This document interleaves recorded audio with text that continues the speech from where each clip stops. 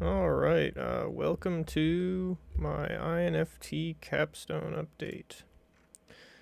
If we scroll to the top here, we can see that we're at 179 hours. A little bit more than a 60-hour course at this point, but whatever. When was the last week? Was the 25th. So we got done quite a few entries. 5, 10, 15, 21, 32, 37, 40 hours this week. That's good.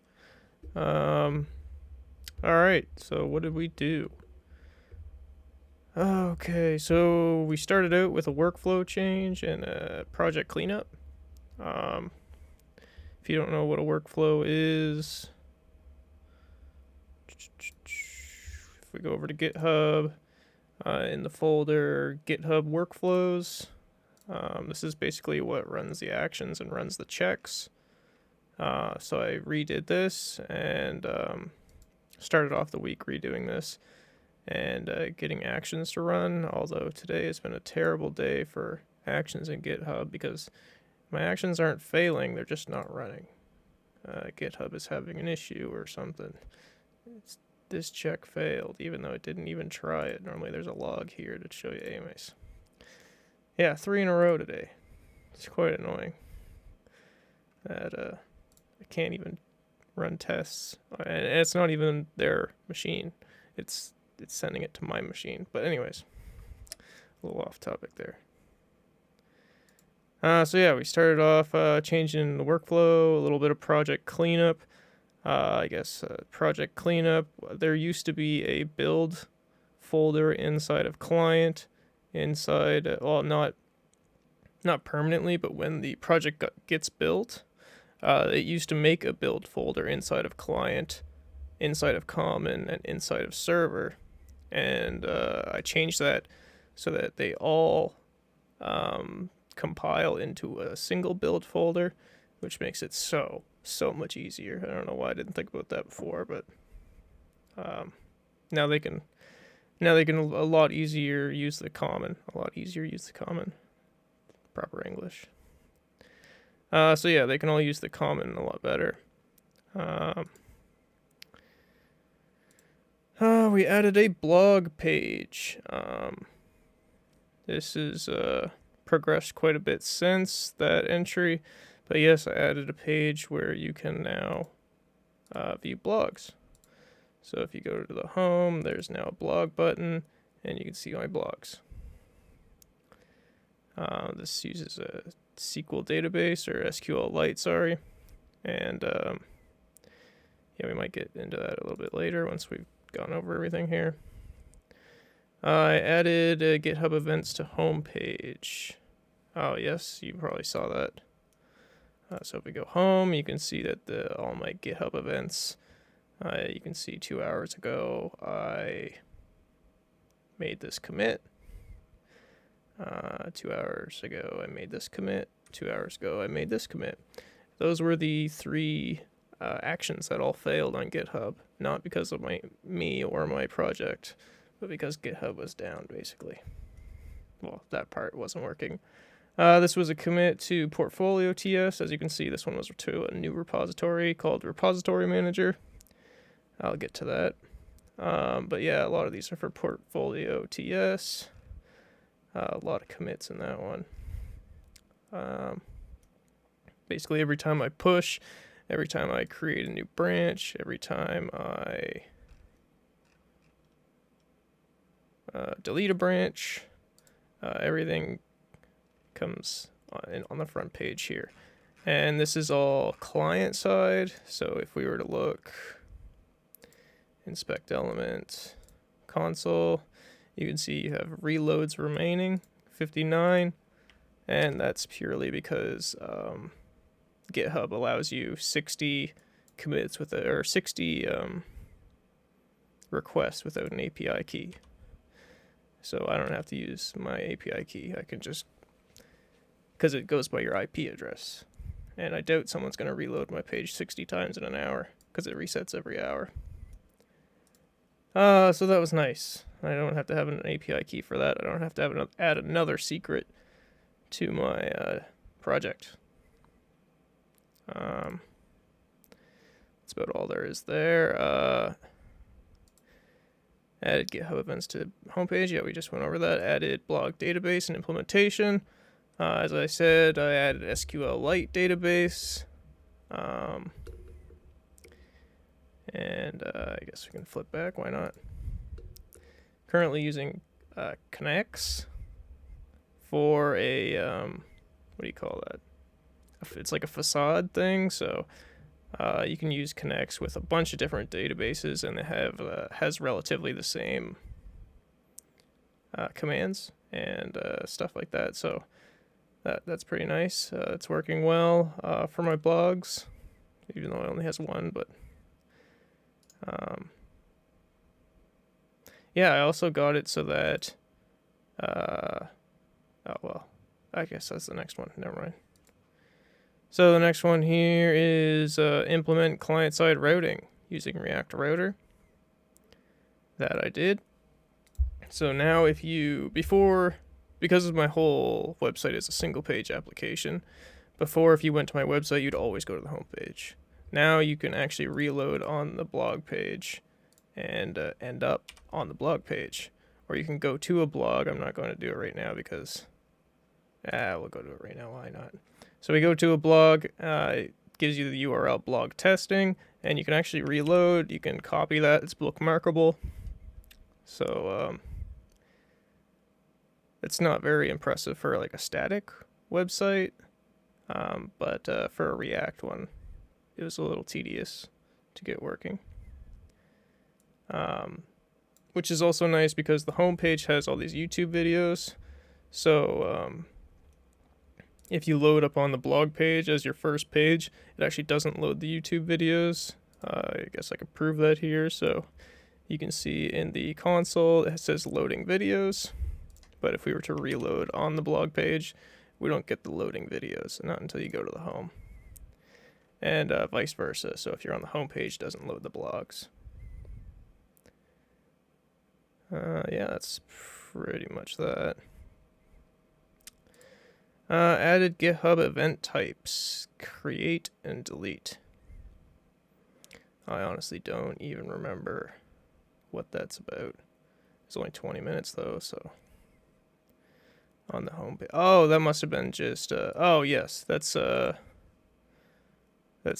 created and deleted repository. These ones here. Before it was only push events that showed up, but now it's delete events and create events. So that's what that was. Attempt to route by blog slug, which is the slug is just it takes the URL the title of the blog. So the blog's title is testing ... and a slug is like a URL safe version of the title.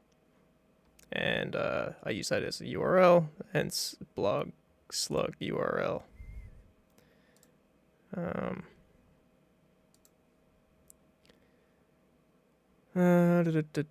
TypeScript project references and paths. Oh my goodness.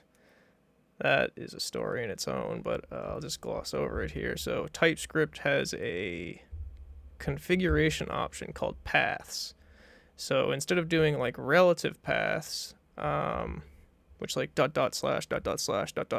go up directories, instead of doing that, they have this paths configuration, which they even say in their documentation exactly how it's supposed to work. And they were like, oh, you can override it so you can make your code look a lot cleaner. So you can make those, you can specify exactly what to look for in imports. And instead of writing ... you can write config ... and it'll bring you right there. So I spent 2 hours on that and realized after 2 hours that they don't implement that in TypeScript. They just have that in their configuration options so third parties can implement it. Like which was so maddening because I was like, why isn't this working? Looking it up, there's no documentation. I literally read through the documentation. No, it doesn't mention it once. It mentions how it's supposed to work, but it doesn't tell you that it doesn't work in default TypeScript, which was a little annoying. Very annoying. Extremely annoying. There's a whole page on there that just people bitching about it. It's actually pretty funny to read through, but yes, I'm on that boat. Next, combined build directories and new build config, or new project config. Yeah, as I just told you, I combined 3 build directories into a single one, and oh my goodness, it makes everything a lot easier. Make blog emoji buttons interactive.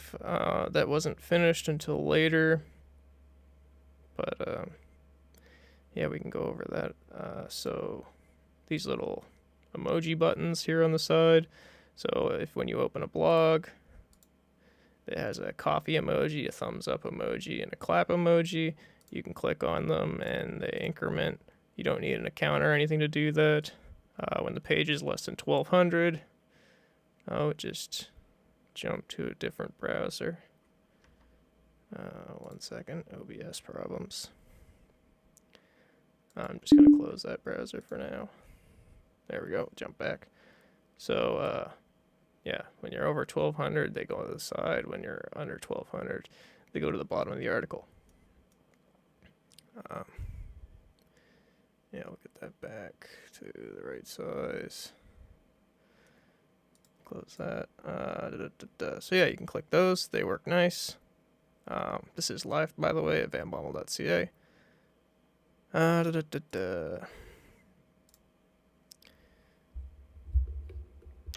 Where was I?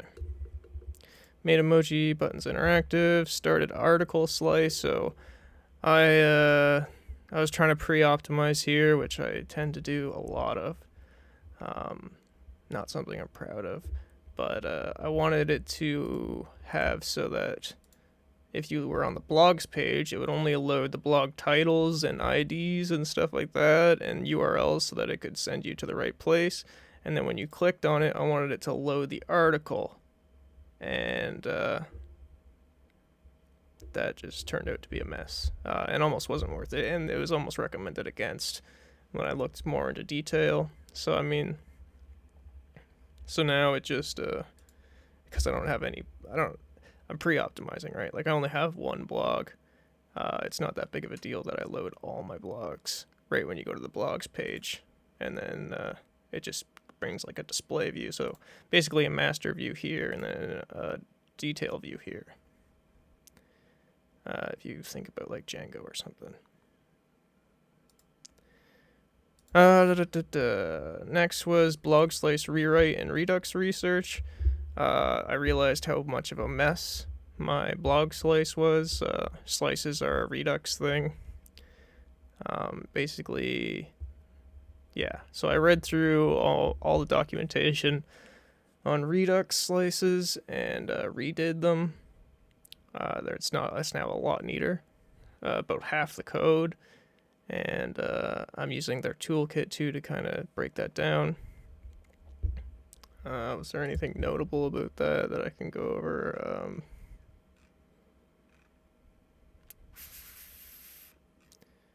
Not really, but it handles like fetching from the client or server side, fetching from the endpoints. It'll fetch all the blogs, and then it normalizes them into like a kind of like database structure, which is really neat. I mean, if you get a chance, I recommend reading on it. It's maybe not if you don't do web, but it was a good read.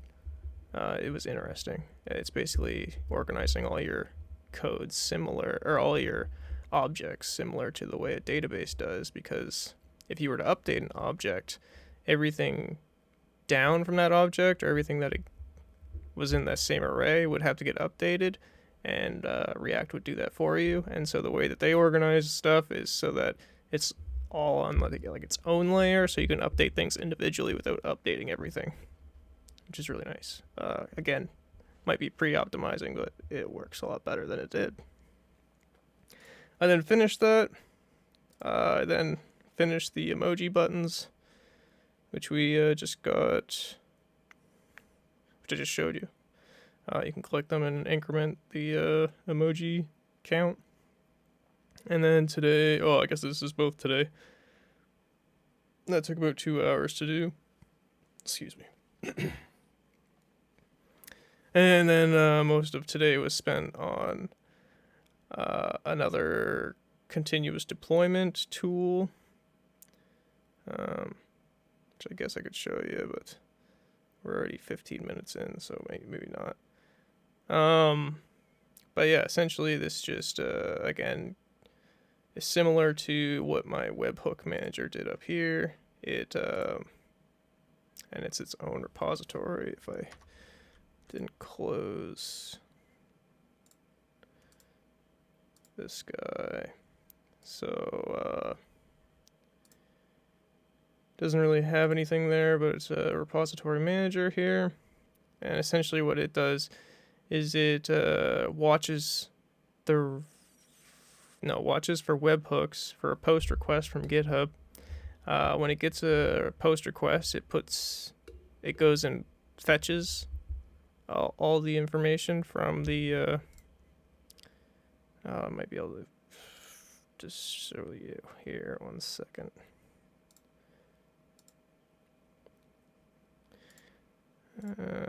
This is going to be a pain in. Oh, there we go. Likes to glitch out.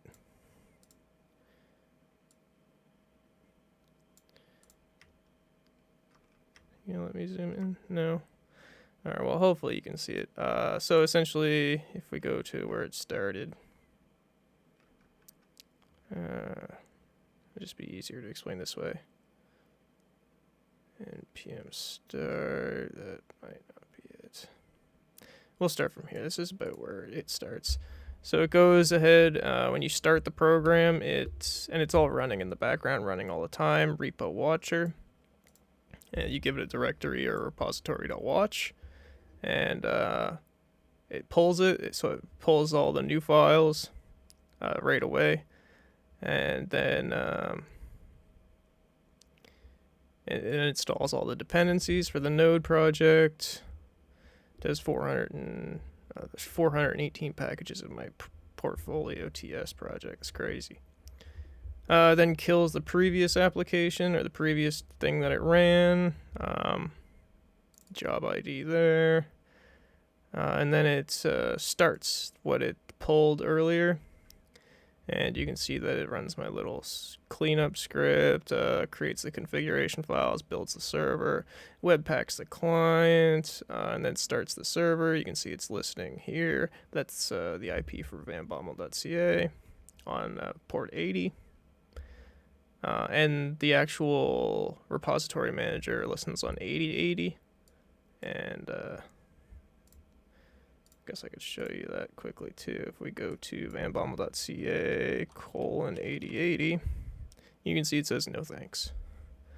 That's because you have to send it at the proper request for it to actually do anything. And it needs to have a secret key from GitHub that it decrypts. It's a whole ordeal. So yeah, as you can see here. Because I just made a mistake. It's listening, so the project was listening, and then GitHub sent it the proper request, and so it fetches hard or reset tech hard, which resets the repository back to exactly how it is on GitHub. Installs the dependencies, and it starts the server. Server's configuring file, building server, webpacking client. Webpacks the client, starts the server, and it's done. And we won't go over the rest because I think that's just me tinkering around. All right, and let's see, is there anything else I wanted to show you? No, that's about it. Yeah, that's about it for this week. Thank you very much for watching. Bye-bye.